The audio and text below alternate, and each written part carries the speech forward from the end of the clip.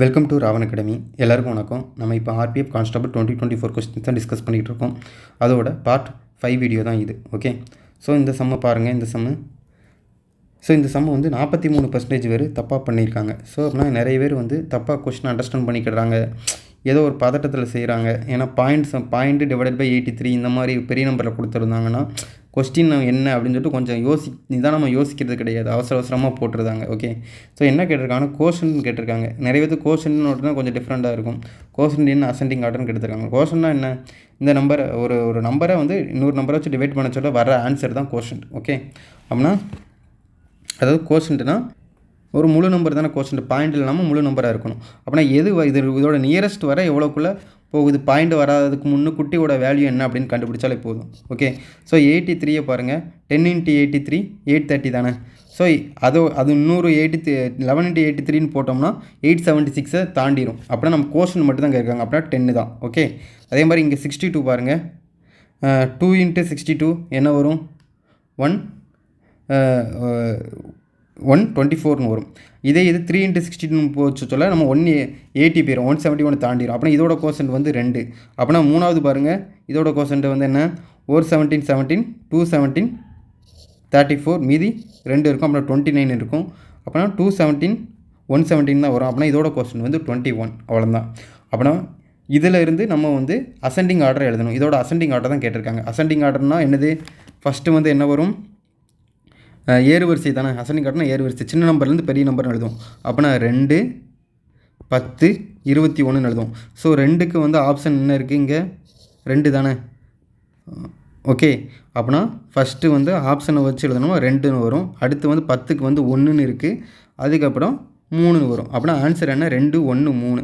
Option D தான் இதுக்கான கரெக்டான ஆன்சர். ஓகே, ஸோ அவசரப்படாமல் போட்டிங்கன்னா அந்த சம்மை ஈஸியாக நீங்கள் போட்டிருந்துருக்கலாம். ஓகே, ஸோ இப்படி தான் இந்த சம்மை அப்ரோச் பண்ணணும். இந்த மாதிரி கேட்கலாம், ஏன்னா NTPC Tier 1க்கு இந்த மாதிரிலாம் நிறைய பேர் தப்பாக விட்டுருக்காங்கல்ல, இந்த மாதிரி ஃபார்மேட்டில் திருப்பியும் கேட்கறதுக்கு வாய்ப்புகள் இருக்குது. ஓகே, நல்லா பார்த்துக்கோங்க.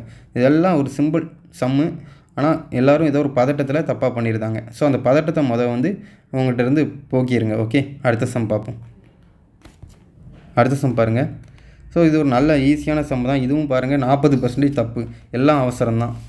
ஸோ சம்மா பார்ப்போம்.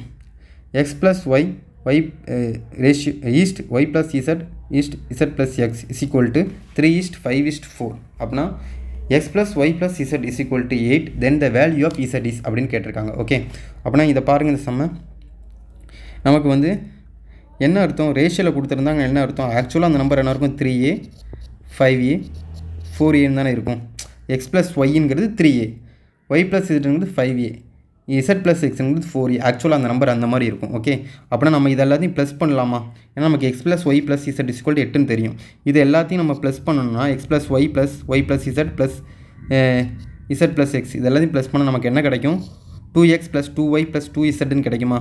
ஸோ 2வை காமன் எடுத்தோம்னா x + y + zன்னு வரும். ஓகே, அதே மாதிரி இந்த side right hand side plus பண்ணால் 3a + 5a + 6a 4a என்ன வரும், 5 4 9 3 12. ஸோ 12aன்னு வரும். ஸோ இதில் இருந்து நமக்கு x + y + z = 8ன்னு சொல்லிட்டாங்க. ஸோ 8 இங்கே சப்ஸ்டிட்யூட் பண்ணணும். அப்புறம் நமக்கு என்ன வரும், 2 × 8 12aன்னு வரும். ஸோ 2 4 8 இங்கே 3 4 12. அப்படின்னா a = என்ன வரும், 4/3ன்னு வரும். Okay, a = 4/3. நமக்கு என்ன கேட்டிருக்காங்க, இசட்டோட வேல்யூ கேட்டிருக்காங்க. அப்படின்னா x + y + z = 8ன்னு தெரியும். அப்படின்னா இந்த x + y-யோட வேல்யூ கண்டுபிடிச்சி 8ஓட மைனஸ் பண்ணால் நமக்கு ஆன்சர் கிடச்சிடும். அப்படின்னா x + y-ங்கிறது என்ன, x + y-ங்கிறது 3a தானே. x + y-ங்கிறது 3a. Okay, 3a. அப்படின்னா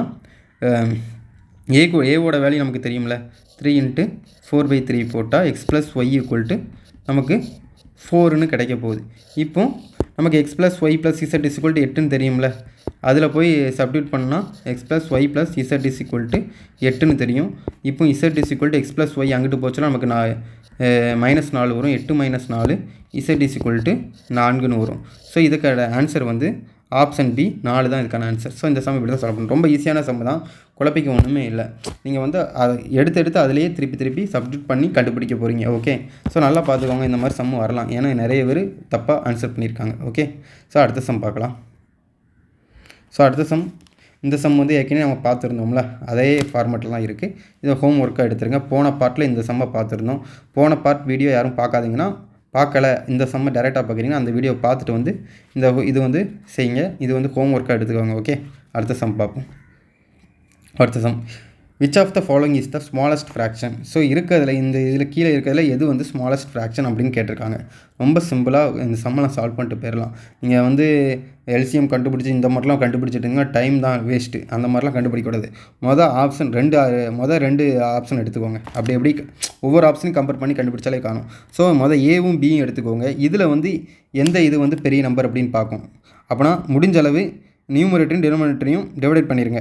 அப்போனா 5 25 9 45. ஓகே, காமனாக இருக்கிறதெல்லாம் டிவைட் பண்ணிடுங்க. நேராகவும் டிவைடட் பை எப்படியா இருந்தாலும். ஓகே, அப்புறம் இங்கே 5 9 இருக்குது. இப்போ கிராஸ் மல்டிப்ளை பண்ணுங்கள். 9 × 17 என்ன வரும்? 90 + 9 7 63 153 வரும். ஓகே, அதே மாதிரி 5 × 31 என்ன வரும்? 155 வரும். ஸோ நமக்கு என்ன கேட்டிருக்காங்க? Smallest fraction. அப்புறம் இந்த ரெண்டு இதில் எது ஸ்மாலஸ்ட்டு? 153 தான். அப்படின்னா நமக்கு ஆப்ஷன் ஏ தான். இந்த ஏவும் பியும் கம்பேர் பண்ணதில் ஆப்ஷன் ஏ தான் ஸ்மாலஸ்ட். ஓகே, அப்புறம் நமக்கு இதிலேருந்து என்ன தெரியுது? ஆப்ஷன் பி வராது. ஓகே, ஆப்ஷன் பி கிடையாது, அடிச்சிருங்க. திருப்பி ஏவையும் சியும் கம்பேர் பண்ணுங்கள். ஓகே, இப்போ அதே மாதிரி 5 25 7 5 35. இப்போவும் கிராஸ் மல்டிப்ளை பண்ணுங்கள். 70 7 7 17 70 7 49. அப்போனா எத்தனை? 119 வரும். அதே மாதிரி இங்கே பாருங்கள், 2 10 5 20 120 வரும். ஸோ இது ரெண்டில் எது சின்னது? 119 தான். அப்போனா ஏவும் சியும் கம்பேர் பண்ண ஆப்ஷன் ஏ தான் சின்னது. ஓகே, அப்படின்னா நமக்கு வந்து இப்போ என்னது?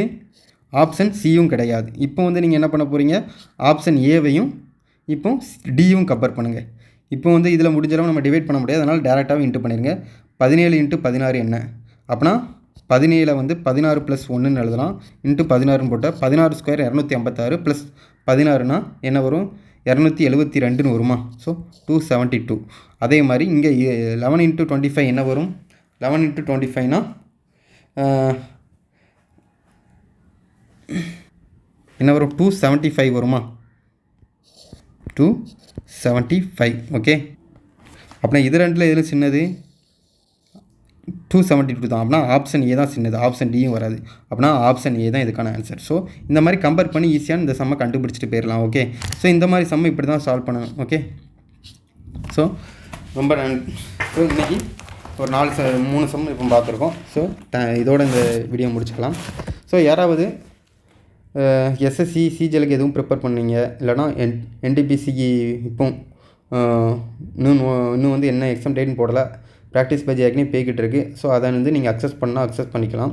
அதுக்கு நீங்கள் ராவன் அகாடமி ஆப்பை வந்து டவுன்லோட் பண்ணி நீங்கள் வந்து அந்த ப்ராக்டிஸ் பேஜை வந்து பர்ச்சேஸ் பண்ணிக்கலாம். Okay, thank you.